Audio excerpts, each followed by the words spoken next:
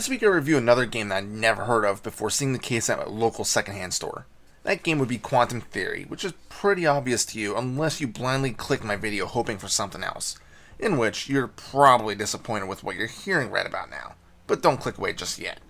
Quantum Theory is a third-person shooter that reminds me of Gears of War style games. Although I don't know how I can really say that since I've never played Gears of War. But from what I've seen about it, it looks pretty similar. Large guns, bulky characters, lots of blood, alien-style enemies. I could be mistaken by comparing the two, but I'm just going off of what I've seen. Anyway, you play as a man named Sid, who belongs to a race known as the Gillskins.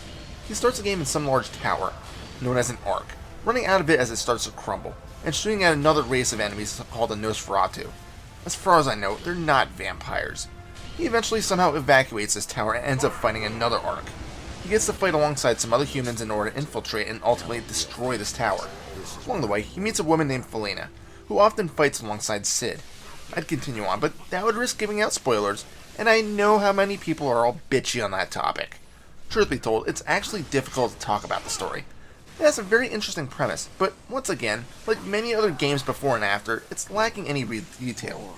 You're given names like the Gillskins, Nosferatu, Diablosis, Erosion, and stuff like that, but the game's backstory is very limited. In fact, many times you just have to shrug and move on, even if you would want to know more about the game's world. I know I was intrigued by all the different races you encounter, and even the story on the Ark itself, but the closest thing you'll get to knowing more information is by destroying the Watchers that are floating in the air in random spots. Consider this your collectible of the game.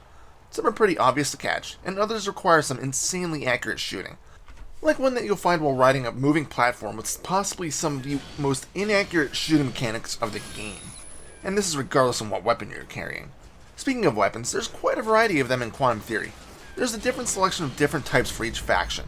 This includes the normal, assault rifles, shotguns, explosives, etc. But really the best weapon I've found was the Revenant, or your starting weapon. That's right, once again, the weapon you begin the game with is possibly the best one. You carry it with you at all times, and you can carry two others of your choosing. But I've enjoyed the Revenant because, well, the rounds explode upon impact. Now, I couldn't be certain if this did any sort of area damage or if it was just for looks, but it was still a cool effect regardless. This wasn't the only reason why I preferred that weapon though.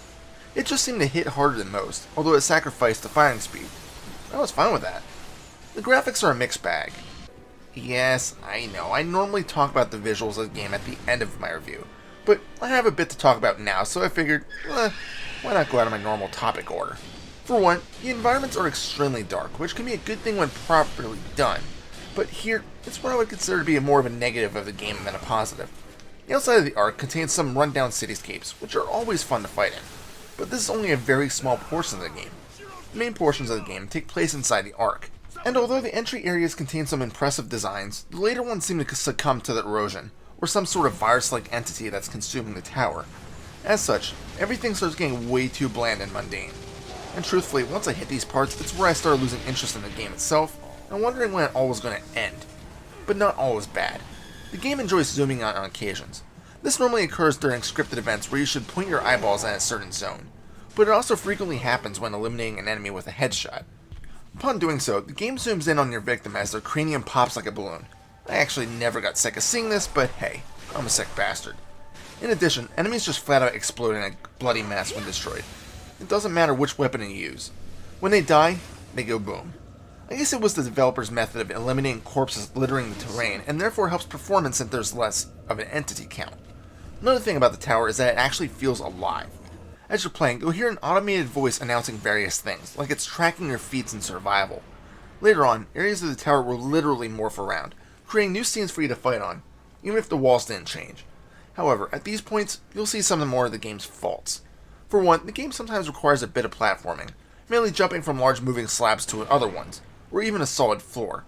If you miss a jump, you'll fall to your demise, and checkpoints in this game are fairly inconsistent, which is really a shame. Sometimes you'll get a checkpoint a minute after finishing a battle, and others you'll go through 20 minutes of agony before finally reaching one. The level lengths are equally as random. Some levels are 2 minutes long, and others a half hour. But I'm straying away from the living tower topic. Refocus time. There are times as the scenery is moving that you'll encounter some cheap deaths, like a bridge just collapsing while you're on it.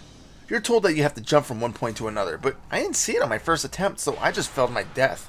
And when you first get to those moving masses, I already mentioned that your accuracy will be tested, but it's hard to explain just how bad it gets. I wish I had the words, but I don't. You'll just have to play the game for yourself to understand it. Sorry. There's lots of cover to be found in the game, and you may or may not need to use it all. It is a good idea when being bombarded with hordes of enemies, but there's a small annoyance when taking cover. There will be times that if you're trying to shoot around the, for lack of better words, wrong corner, you'll find that you won't be able to shoot. I'm guessing it's because the camera gets in the way, but I don't have any real proof on that. So let's talk about the combo attacks you have access to once you team up with Felina. She is very competent at shooting, which is always a help. But if you want to help her be a bit more hands-on, you can literally throw her at your enemies for a heavily damaging melee strike. When the emblem is in the bottom right corner of the screen charges and turns blue, you can then simply press and hold a button to have Felina hop on Sid's arm, and he'll throw her a short distance to an enemy you have targeted. If you only tap the button, she'll be thrown higher, and instead of doing a ton of damage, she'll just stun nearby enemies. I can say that I didn't use this very much because I didn't find it to be very effective. The throw attack itself can be a bit finicky too. If there's any wall or other barrier in the way, she'll typically stop and fall to the ground, wasting your attack.